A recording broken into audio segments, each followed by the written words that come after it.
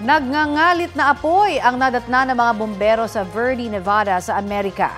Nasunog roon ang halos 300 ektarya ng lupa. Sa pinakahuling ulat ng Reno Fire Department, nasa 80% ng apoy ang kontrolado na. Nadamay daw sa sunog ang isang bahay at ilang sasakyan. Pansamantalang nang hindi nadaraanan ang kalsada na malapit sa lugar.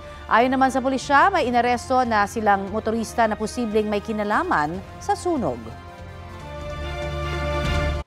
Kapuso, para sa mga maiinit na balita, mag-subscribe sa GMA Integrated News sa YouTube. Sa mga kapuso naman abroad, subaybayan nyo kami sa GMA Pinoy TV at sa www.gmanews.tv.